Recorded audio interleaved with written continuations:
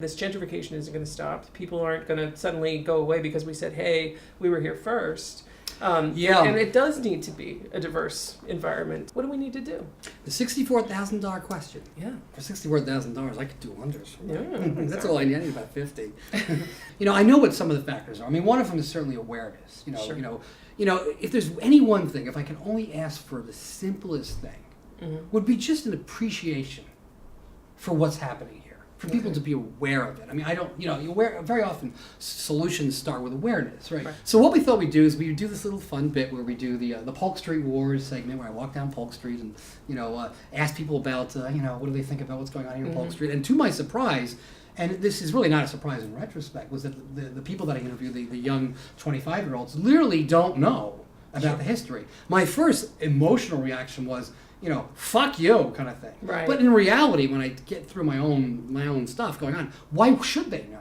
Right. You can't hold it against them. Right. Should the city be doing something? Well, the city's government. The government's driven by money. We all know that. Shop owners invest money. They're here to make money. Right. Gentrification to them is a way to make money.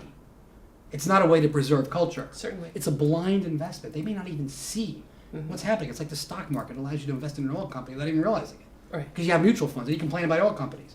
Wait a minute, don't you own the oil company? That kind of thing. Chemo's, this place was classic and it just disappeared. Yeah. And I understand why. I knew the owner of Marlena's, which closed down, and she was getting older and she wanted to sell out and make money and retire. Sure. Who could blame her? And the owners of Chemo's, I think it was a similar kind of thing. So again, I don't blame them. But to me, it was like raise the awareness. I'm not angry.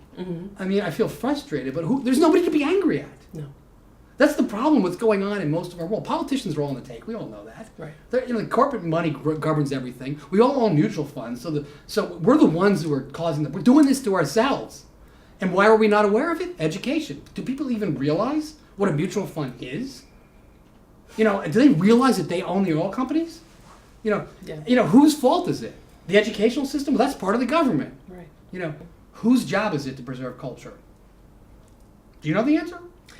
Well, I think that's up to the perspective of the municipality and where it's happening. I know other cities have culture museums, and they have culture programs where they enjoy the diversity that they have, or they try to highlight the diversity that they have. So I'm sure that there are a lot of creative ways that, if the word got out to the right people that this opinion and this opportunity is here. Yeah. There's probably an opportunity to figure out some solutions that maybe those of us who are too close to it can't think about. We had Supervisor John Avalos on our show several months ago, and he brought the same issue. And then he said he has some programs in place, and then he admitted, is this really going to solve the problem? At the city level, can you have ordinances? I know they did this in the Tenderloin to say that there's only a certain number of licenses for new bars, or that kind of thing, and you have to give money back to the community with taxes. There's probably some things you could do, but I really don't know what the solution is. I think if you have more awareness, if you have more marketing, if people who are coming to San Francisco, instead of going to Fisherman's Wharf, they can come to a drag show. Right. That could be happening at the Hemlock. Way more entertaining, by the way, than a bowl of bread with some soup in it. Right. So he said, fuck this. Let's take the drag bus down and let's drive into Fisherman's Wharf and see what happens.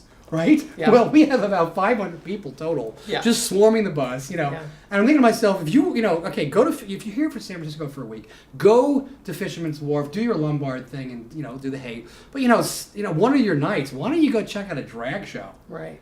It would be so much fun. There is no kind of drag like San Francisco drag. No. Best in the world. Yeah, the people you would meet, because once it goes away, it's not coming back. Yeah. The one thing, even though I don't know a lot about the Polk Street history, I don't know a lot about gay history in San Francisco, I do benefit from it, and I do really appreciate it. Right. This took years to develop, and it could be wiped out by Twitter and Facebook and technology money like that.